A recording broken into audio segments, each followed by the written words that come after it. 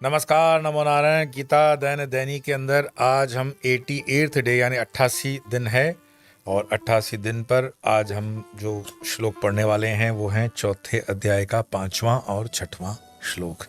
तो आइए सस्वरा पाठ का प्रारंभ करते हैं।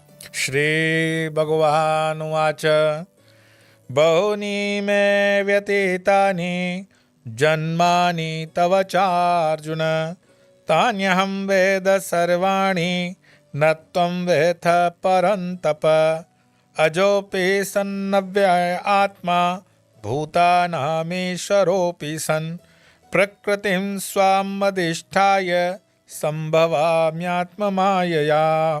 श्री भगवान बोले, हे परंतप अर्जुन, मेरे और तेरे बहुत से जन्म हो चुके हैं, उन सब को तू नहीं जानता, किंतु मैं जानता हूं। मैं अजन्मा और अविनाशी स्वरूप होते हुए भी तथा सभी प्राणियों का ईश्वर होते हुए भी अपनी प्रकृति को अधीन करके अपनी योग माया के द्वारा प्रकट होता हूं। कितना अपने स्वरूप का इस श्लोक के माध्यम से भगवान विवरण दे रहे हैं। माया और प्रकृति के बीच में क्या भेद है वो उस श्लोक के माध्यम से बाहर आता है। बहुनी में व्यतीतानि जन्मानि तव च अर्जुन।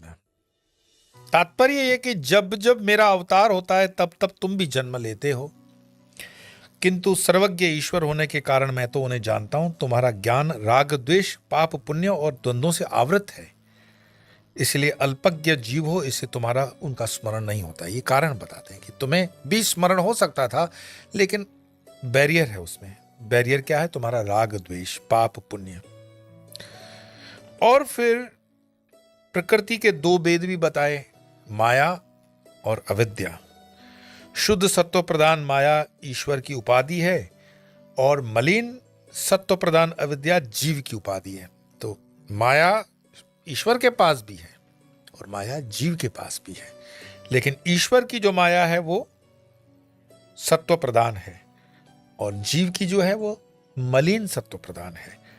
प्रकृति भगवान की उत्पत्ति में कारण तो है, परंतु वह उनके अधीन है। प्रकृति परमात्मा के अधीन है और माया उनकी शक्ति है। समझना प्रकृति और माया में क्या फर्क है।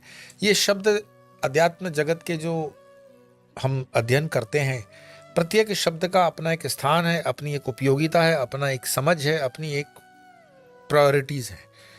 तो ये दो शब्द आते ही रहते हैं, माया और प्रकृति। तो माया उनकी शक्ति है और जैसे अग्नि से उसकी दाहिका शक्ति भिन्न नहीं है, उसी प्रकार माया भी भगवान से भिन्न नहीं है। अपनी शक्ति से दूसरों को मोहित कर देना यही माया है। भगवान अजन्मा और अविनाशी है, इसीलिए ईश्वर है। लेकिन जीव अजन्मा और अविनाशी नहीं। अविनाशी तो ठीक है, अजन्मा नहीं, वो बार बार जन्म लेगा ही लेगा, इसीलिए वो जीव है। फिर आप सहज से एक प्रश्न करेंगे कि अजन्मा और अविनाशी तो जीव भी है, ऐसा शास्त्र कहता है। तो उसमें उड़िया बाबा कहते हैं उत्तर देते हुए कि जीव अजन्मा और अविनाशी तो है, परंतु भूतों का ईश्वर तो नहीं है। और भगवान अपने को भूता नाम ईश्वरोपी सन कह रहे हैं, तथा वे स्वेच्छा से अपनी माया शक्ति के द्वारा अवतार लेते हैं और जीव अपने पुण्य रूप पाप और पुण्य रूप कर्मों का फल भोगने के लिए प्रारब्ध के अधीन होकर जन्म लेता है। जीव के अंदर जो जन्म है उसमें उसका प्रारब्ध बहुत महत्वपूर्ण है। यह प्रारब्ध के कारण ही एक ही अस्पताल के अंदर, एक ही शहर में, एक ही अस्पताल में दो बच्चे पैदा होते हैं और एक बच्चा अंबानी बन जाता है और एक बच्चा साधारण म्युनिसिपल स्कूल में पढ़ाने लायक टीचर भी नहीं बनता। क्यों? प्रारब्ध है उसका। उसके वर्तमान के कर्म वगैरह उसको छोड़ दो, लेकिन प्रारब्ध है और ये ही साबित करता है कि प्रारब्ध है। तो फिर प्रश्न आता है कि इस श्लोक में पहले प्रकृति का फिर माया, इसका क्या कारण? तो शुद्ध ब्रह्म में शुद्ध ब्रह्म में न तो जन्मादि का कोई प्रसंग ही नहीं है, अतः अपनी माया के द्वारा वे ईश्वरता को स्वीकार करते हैं और फिर प्रकृति को अपनाकर वे सगुण हो जाते हैं।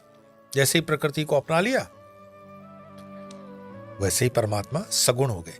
तो निर्गुण और सगुण परमात्मा में भेद क्या बताया कि जब तक आपने प्रकृति को नहीं अपनाया है परमात्मा ने, तब तक वो निर्गुण रहेंगे, और जैसे ही प्रकृति उनके जुड़ जाएगी तब वो सगुण हो जाएंगे। अर्थात वह शुद्ध ब्रह्म ही कारण उपाधि से निराकार ईश्वर हुए और कार्य उपाधि से स्वीकार करके सगुण साकार भगवान हुए। कार्य और कारण। तो जिस प्रकार के जागृत आदि अवस्थाओं में अभिमानवश उन्हें विश्व, तेजस और प्राज्ञ कहा जाता है, कार्य उपाधि के द्वारा वे अपना जीवत्व प्रकट करते हैं और जीव के समान ही चेष्टाएं भी करते हैं। ये हो सकता है कि आपको थोड़ा सा लगता हो कि भाई ये हैवी चीज जा रही है, अब क्योंकि गीता जो है वो यात्रा में हम आगे चल रहे हैं और जैसे जैसे उसका श्लोक आगे बढ़ेगा तो आप देखोगे लेवल ऑफ अंडरस्टैंडिंग आपको अपनी बढ़ानी पड़ेगी। पहले अध्याय में जहां दो सेनाओं के बीच में अर्जुन का रथ खड़ा है, जो वो श्लोक को आप रिकॉल करें, याद करें। फिर दूसरे अध्याय में आकर के भगवान कृष्ण उनको जो श्लोक कहते हैं उनको याद करें। फिर तीसरे अध्याय में कर्मयोग के श्लोकों को याद करें, और आज ज्ञान कर्म संन्यास योग का चौथा अध्याय उसको अगर देखेंगे तो श्लोक की लेवल अपने आप ऊंची हो रही है। गीता का जब भी हम प्रारंभ करते हैं, पढ़ना प्रारंभ करते हैं, तो उसके लिए हमें हमेशा कहते हैं कि एक साधना ही है ये, ऐसी साधना जिसमें आपको एक डिसिप्लिन फॉलो करना पड़ता है। कुछ स्टूडेंट्स मुझे कहते हैं कि अगर हम बुक के फॉर्म में ऐसे गीता लेकर के बेड पे बैठ के पढ़ लें या चलते फिरते ट्रेन में पढ़ लें या बस पे पढ़ लें, तो न पढ़ने से तो पढ़ना अच्छा है। मैं कहता हूँ पढ़ लो, कम से कम वो थोड़ा सा पढ़ने का, गीता जानने का तुम्हें नशा लग जाना चाहिए। अब जब मैं नशा कहूं तो नशा हमेशा नेगेटिव दृष्टि से नशा नहीं देखा जाता है। परमात्मा के प्रेम का भी एक नशा होता है। अग्रवाल जी एक भजन गाते थे, विनोद अग्रवाल जी। मैंने विनोद अग्रवाल जी के भजन जब देखने सुनने प्रारंभ किए तो पहली बार विनोद अग्रवाल जी का जब मैंने भजन सुना तो मुझे लगा कि एक तो उनके भजन की जो शैली थी वो कव्वाली टाइप थी। उर्दू शब्द 60% आ रहे थे, और उर्दू से मुझे कोई एलर्जी नहीं है। किसी कमेंट वाले ने कहा था कि मैं भी उर्दू के शब्दों का प्रयोग करता हूं। जब आप अनेक भाषाओं का अध्ययन करते हो तो आपके बोलचाल की भाषा में उन भाषाओं के शब्द आ ही जाते हैं। तो मैं तो बिल्कुल कई भाषाओं पर मेरा रहा है संवाद, तो सीधी सी बात है उन भाषाओं के शब्द तो होंगे ही। हिंदी मेरी कोई उत्तर भारतीय 24 कैरेट गोल्ड वाली नहीं है। इसको बोलने के लिए भी 24 कैरेट गोल्ड देखो अंग्रेजी का आ गया। ये मेरी पढ़ाई लिखाई का गुण है। मेरे टीचर्स ने भी कभी मुझे लैंग्वेज ठीक से नहीं पढ़ाई। मैं हिंदी भी पढ़ा तो उसमें अंग्रेजी आ जाती थी, जब अंग्रेजी पढ़ाई तो उसमें इंग्लिश आ जाती थी, इंग्लिश नहीं आई। तो विनोद अग्रवाल जी के उन भजनों में कव्वाली होती थी, और कव्वाली में उर्दू का शब्द, और उनके जो गाने की शैली है वो करता है तू कन्हैया मेरा नाम हो रहा है, उनका सर नीचे का नीचे। और मैं बिल्कुल गलत नहीं बोलूँगा, आज तो वो जगत में भी नहीं है और मेरे लिए वो बहुत महान विभूति है, पर पहली बार देखने से लगा मुझे कि इन्होंने कुछ पी रखा है। लेकिन एक भजन सुना, दो भजन सुना, 3 भजन सुना, फिर समझ में आया कि इनकी ब्रांड बहुत बड़ी है, ब्रह्मानंद ब्रांड है इनका। कि इतनी चढ़ाई है कृष्ण की कि इनका सर जो है वो ऊंचा होता ही नहीं था, और उनके जो आवाज़ में वो जादू और उनके आवाज़ में जो वो नशा, तो नशा गीता का भी होना चाहिए। गीता का नशा, इसलिए मैं युवाओं को बोलता हूं कि चलते फिरते उठते बैठते भी पढ़ोगे तो कोई बात नहीं, एक बार नशा लग जाना चाहिए। अरे ये 2-2 रुपए की पूरी के नशे लग जाते हैं, तो गीता का नशा नहीं लगेगा। और गीता को प्रमोट करने के लिए नंगी पुंगी तस्वीरों की हमें जरूरत नहीं है कि कोई शर्ट उतारे, कोई पैंट उतारे और उसको प्रोडक्ट्स को प्रमोट करने के लिए वो लोग लगते हैं। गीता को प्रमोट करने के लिए ऐसे लोग नहीं लगते। और गीता ऐसी वैसी है भी नहीं कि ऐसे उठाई गिरों की अधीन हो जाए, उनके नसीब में भी नहीं होगी। ये मरेंगे भी तो गांधी छाप के गदेलों पे मरेंगे। भाई 75 साल का सुपरस्टार हो जाता है इस इंडस्ट्री के अंदर। शक्ल से देखो तो ऐसे लगता है जैसे टेंट खड़ा है, वो बम्बू पे ऐसे चमड़ी लगी हुई है, मेकअप शेकअप करके आ जाते हैं और बड़ी सी आवाज, पीछे से म्यूजिक, करोड़ों का फी, लेकिन कभी सनातन को प्रमोट करने का उनका जिगरा नहीं हुआ। न जाने कौन कौन सी चीजें प्रमोट कर लेते हैं, लेकिन कभी मुंह से जिस परमात्मा ने तुम्हें 2 टांगों पे खड़ा किया है, तबीयत से मरते मरते बचे हैं वो लोग, लेकिन कभी परमात्मा को धन्यवाद करने के लिए नहीं कहा कि मैं सुबह उठ करके 15वां अध्याय पढ़ता हूं। अरे इस बुढ़ापे में जब कब्र में चारों तुम्हारे 2 पांव भी हैं और 2 हाथ है, अब भी नहीं करोगे तो कब करोगे? पर यह प्रारब्ध है, उसके नसीब में भोग है, योग नहीं है। और मैं ये नहीं कहता हूं कि वो जो कर रहे हैं वो गलत है या इलीगल है, लीगल है, सब लीगल है, लेकिन ये सनातन की संस्कृति या सनातन के पैटर्न में नहीं है। हमारा जो पैटर्न है वो है ब्रह्मचर्य, ग्रस्त, वानप्रस्थ और संन्यास्त। प्रत्येक आश्रम की मर्यादा है। कृष्ण उन्हीं को बहुत सरलता से समझाने के लिए प्रयास कर रहे हैं और आगे वाले श्लोकों में आप उसको देखेंगे भी। मैं थोड़ा बहुत इसको डाइल्यूट इसीलिए कर रहा हूं कि आपको कहीं ये न लगे कि गीता बहुत बारी से बारी होती जा रही है, अब ज़्यादा आगे के श्लोकों में मतलब लगता है कि ये एक्सरसाइज करनी पड़ेगी। ऐसा नहीं है।